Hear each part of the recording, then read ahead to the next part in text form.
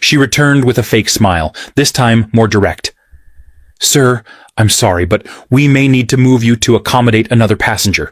Would you mind relocating to economy? We will compensate you. There it was, the insult, quiet but sharp. Ibrahim Traore raised an eyebrow. And why me? He asked calmly. No reason, sir, she said, trying to keep her cool. Just a small adjustment for our guest. A guest more important than me? He asked, voice still calm. Claire didn't answer. She only smiled. Other passengers glanced over, sensing something wrong, but no one said a word. And Ibrahim, he just sat back quietly and said, No. I will remain in my seat. Did you just hear that? Yes, this is our African pride, Ibrahim Traore, the man that has shown the world that African has a lot to offer to the world, the man that chased one of the West that have put Africans down out of his country in order to develop his country and bring the best to his people. You know, this is Ibrahim Traore. He traveled without any entourage, without any bodyguard. You know why? In order to save his country's resources for his own people. And because of that simplicity, he was mistaken for just an ordinary black monkey, you know, that they can mess with. And guess what? Guess what? Finish up the clip and let me know what you think. Please give this video a thumbs up, like it, okay, and share it. Let it go to those Western world that think that they can mess with us blacks, that think that we are not braining, that they can use any African leader to destroy Africa. But Ibrahim Traore is now a thorn in their flesh that they couldn't manipulate to destroy Burkina Faso. Listen and let me know what you think. No wonder they are trying to buy him, try everything to eliminate him, but God will never allow them to succeed. Ibrahim Traore, you are going to live long for Africa. You are going to live long for your people. Okay, finish up the clip, share, and let me know what you think. Bye. Please do not forget to subscribe, okay? Finish up the clip. The sun was just starting to rise over the airport. It was quiet, peaceful, and cold. Inside the terminal, Ibrahim Traore waited calmly near gate 37. He didn't wear a suit. He didn't have bodyguards. He didn't carry anything flashy. To most people, he looked like just another African traveler. But this man was not ordinary. He was Ibrahim Traore, the president of Burkina Faso. He preferred to travel like this, humble, private, and quiet. No cameras, no loud announcements. That's how he moved. He believed in being with the people, blending in, staying grounded. His return from a diplomatic meeting in Europe was no different. He had finished important talks, discussed matters of gold, sovereignty, and Africa's future. But now, all he wanted was to get home. As he walked toward the Air France flight, bound for Ouagadougou, he greeted one of the airport workers in French with a warm smile. Bonjour, ça va? The worker smiled back, unaware of who he truly was. That's how Traore liked it. He boarded the plane quietly, nodded politely at the flight crew, and took his seat in business class, row 2A, near the window. No one noticed, no one cared, or so he thought. A few rows behind him, whispers were already starting. A senior French businessman, the CEO of a major energy company, was also heading to Burkina Faso. He was used to VIP treatment, red carpets, champagne, and first-class everything. But when he arrived at the gate, the airline told him business class was already full. The CEO wasn't happy. He didn't accept no. That's when the drama began to build. Quietly at first. Just a small demand that would soon become a storm. The French CEO wasn't used to hearing the word non. He stood at the boarding gate, surrounded by assistants and airline staff, tapping his polished shoes impatiently. Je suis un partenaire stratégique de plusieurs projets en Afrique, he said arrogantly. I'm a strategic partner in many African projects. To him, that meant rules didn't apply. He demanded a seat upgrade, immediately. The gate agents scrambled. They whispered. They checked their tablets. But the truth was simple. Business class was full. All seats were taken. Still, the CEO insisted. That's when the airline called over a senior flight attendant. She was tall, white, and dressed in Air France uniform. Her name was Claire. She wore a cold, forced smile as she walked onto the plane to fix the situation. Once inside, Claire scanned the cabin with sharp eyes, like she was hunting for something. Or someone. Her eyes paused for a moment when she saw a dark-skinned man in seat 2A. Ibrahim Traore sat quietly, reading something on his phone, calm as always. She looked again. No expensive watch, no assistant, no sign of power, just a black man in a hoodie. She leaned toward another attendant and whispered, "C'est probablement une erreur." Probably a mistake. She walked over to him, forced a smile, and said politely, but firmly, "Monsieur, may I see your boarding pass?" Traore looked up, nodded, and handed it to her. She stared at the pass, then back at him. The seat number was correct, but something inside her didn't sit right. In her eyes, he didn't look like someone who belonged there. Moments later, she returned with a fake smile, this time more direct. "Sir, I'm sorry, but we may need to move you to accommodate another passenger. Would you mind relocating to economy? We will compensate you." There it was, the insult, quiet but sharp. Ibrahim Traore raised an eyebrow. "And why me?" he asked calmly. "No reason, sir," she said, trying to keep her cool. "Just a small adjustment for our guest." "A guest more important than me?" he asked, voice still calm. Claire didn't answer. She only smiled. Other passengers glanced over, sensing something wrong, but no one said a word. And Ibrahim, he just sat back quietly and said, "No. I will remain in my seat." The tension had started, but the storm was still coming. Claire was stunned. No? A man like him saying no to her? She wasn't used to that, especially not from an African passenger, especially not on her shift. She forced a smile again, but her pride was bruised. "Sir, I insist. This is for operational reasons," she said, with a slightly colder tone. But Traore didn't flinch. He looked her in the eye. "If it's operational, then please explain why I'm being asked, and not anyone else." Claire hesitated. She wasn't prepared for this kind of calm resistance. Around them, a few business-class passengers were now paying full attention. One man lowered his newspaper. A woman stopped typing on her laptop. Something didn't feel right, but no one spoke. No one dared. The CEO still hadn't boarded yet. He was being held at the gate until a seat was arranged. Claire walked quickly to the cockpit, whispered something to the captain, then returned with a decision. She didn't say a word to Traore this time. Instead, she approached another black man in business class. Then another. She was clearly targeting only passengers who looked like they didn't belong. That was her second mistake. Traore sat silently and watched. His face was expressionless, but his mind was sharp. He was observing, calculating, listening. The humiliation didn't anger him, it focused him. A young African man, maybe in his late 20s, looked confused as Claire now pointed at his seat. "You, sir, we need you to move to economy." The young man asked, "Why me?" Claire said nothing, only took his boarding pass. That's when Traore stood up. "Enough," he said, his voice calm, but heavy with authority. "You are making decisions based on skin, not on tickets. That's called discrimination."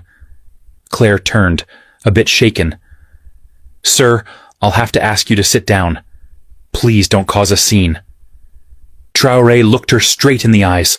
For a second, her breath caught. There was something about his stare, steady, fearless, powerful. But she still didn't know who he really was. To her, he was just another passenger acting like a troublemaker. She walked off again, fuming inside. To her, this was getting out of hand. "These people," she muttered under her breath in French. Always making noise. The CEO was finally brought on board. Claire greeted him with extra politeness, offering him a glass of champagne. We're fixing the seating issue, monsieur, she said. Meanwhile, Traore sat back down. He put on his seatbelt. His fingers calmly tapped the armrest. He didn't need to say a word, because soon the entire world would know what had just happened, and who exactly had been insulted. The CEO settled into business class, like a king returning to his throne. He didn't even glance at Ibrahim Traore as he passed by him. Claire, the flight attendant, made sure he was comfortable, adjusting his seat, handing him warm towels, and offering him another glass of champagne. The message was clear. You matter. That man does not. The plane taxied down the runway and soon took off into the sky, leaving behind French soil, but carrying with it a moment that would soon shake two nations. Inside the cabin, everything looked normal. Passengers relaxed. The seatbelt signs turned off. But beneath the surface, something powerful was growing. An invisible storm waiting to burst. Traore remained calm. He didn't complain. He didn't raise his voice. He didn't call anyone or reveal his identity. He just sat quietly, like a man watching a movie unfold, knowing exactly how it would end. Meanwhile, Claire avoided looking at him. Something about his presence unsettled her, but she pushed it aside. Mid-flight, she returned to his seat with a forced grin. Would you like anything to drink, sir? He glanced at her. Water is fine. She nodded quickly and walked away. No apology, no courtesy, no respect. The CEO, on the other hand, was treated like a celebrity. Claire laughed at his jokes, leaned in when he spoke, and asked about his important projects in Africa. He replied arrogantly, Burkina Faso is lucky to have us. We're bringing order to chaos. Claire nodded in agreement, completely unaware that the very man he was insulting was sitting just 2 rows away. One woman in the cabin, an African nurse returning home to Bobo Dioulasso, noticed everything. She shook her head and whispered to her neighbor, That's our president! They don't even know who they're humiliating! Her neighbor's eyes widened in disbelief, but they said nothing. The president clearly didn't want attention, and no one wanted to break the silence. Hours passed. The lights dimmed. Most passengers slept. But Ibrahim Traore remained awake, looking out the window at the clouds. He wasn't angry. He was patient, and when the wheels touched the ground in Ouagadougou, that patience would become history. The plane began its slow descent into Ouagadougou. The cabin lights flickered on. The captain announced their approach in French and English. Passengers stretched, fastened their seatbelts, and prepared to land. Claire walked through the aisle with her clipboard, still smiling at the CEO and ignoring Ibrahim Traore completely. Outside, the view was breathtaking. Golden sun over red soil, the city below waking up as the aircraft glided down. But what no one inside the plane could see just yet was the growing convoy waiting at the airport. Rows of black SUVs, military vehicles, and a presidential escort forming on the tarmac. Inside the cabin, whispers started spreading, only softly at first. I see soldiers. Are we landing into a war zone? One foreign passenger asked nervously. No, that's military protocol, another replied. Maybe someone important is arriving. The French CEO smirked. Must be for me, he chuckled to Claire. She laughed along with him, already preparing to walk him out ahead of the other passengers. She had even planned to personally escort him to the terminal, but the plane had barely stopped rolling when the entire atmosphere changed. Out the window, the passengers saw presidential guards in uniform, lined up sharply, weapons at their sides, standing in full attention. Behind them stood Burkina Faso's top ministers. The Minister of Defense, the Foreign Minister, even the head of security, all waiting in the heat, unmoving, like statues of power.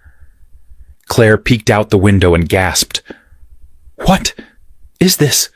She whispered. The CEO stood up proudly, smoothing his suit. Clearly this is for me. I told you, I'm involved in big projects here.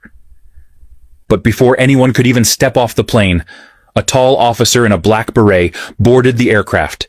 His boots echoed on the floor as he walked slowly down the aisle, scanning every face. He stopped at seat 2A. He raised his hand to his forehead in a perfect military salute. Monsieur le Président, welcome home. The entire cabin fell silent. You could hear hearts stop.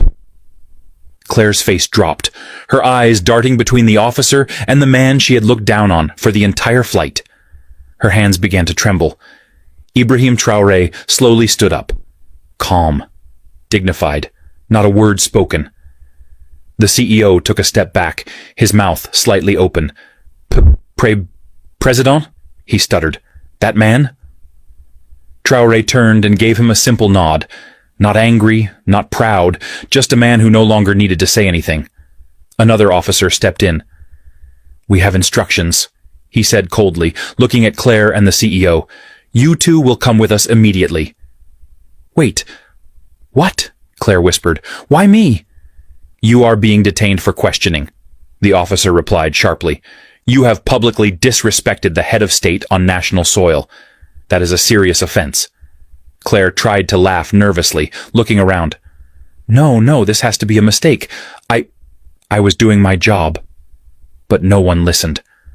Traore stepped off the plane and was immediately met by his people, his guards, his ministers, and a cheering crowd beyond the airport fence. Cameras clicked. The nation's leader had returned. But this time, everyone knew the truth. He had walked among them as a regular man, and those who had judged him by appearance would now face consequences.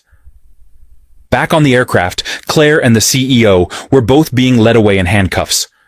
Passengers watched in disbelief as they disappeared down the steps, heads lowered, their arrogance crushed. And that was only the beginning.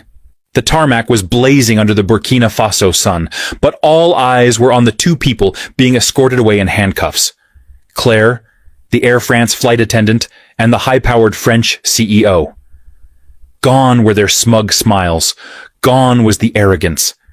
In its place, panic, confusion, and disbelief. They were led into two separate black vehicles, surrounded by elite presidential guards. No one said a word to them, not even the officers. The silence was louder than any shouting.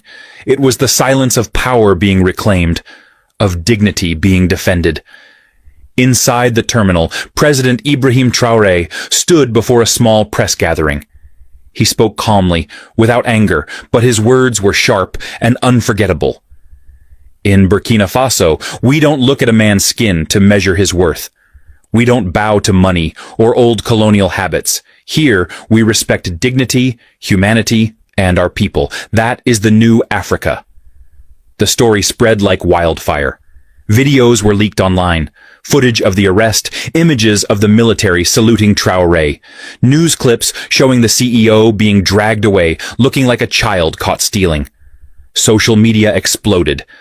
Has to respect Africa, and Hausbrook, I stand with Burkina, trended globally. African youth across the continent celebrated, cheering a moment they'd never forget. At the Ministry of Justice, Claire and the CEO were formally charged with public insult and discrimination toward the head of state disrespect on Burkinabe soil, abuse of power, and attempted intimidation. The French embassy tried to intervene. Phone calls were made. Diplomatic requests poured in. But Traore gave a clear response. This is not a colony. This is a sovereign nation. They will face justice, just like anyone else. Meanwhile, Air France scrambled to control the damage. The airline issued a public statement within 24 hours. A clumsy apology filled with corporate language and empty regret. But it wasn't enough. Burkinabe citizens began calling for a boycott. Other African countries joined in. Claire, now locked in a detention center outside Ouagadougou, broke down in tears during questioning. I didn't know who he was, she sobbed. I was just following procedures. The investigator looked at her coldly. You didn't need to know who he was. You just needed to treat him like a human being. The CEO, now facing potential legal action in both Burkina Faso and France, tried to use his influence to escape. But the court made a powerful ruling.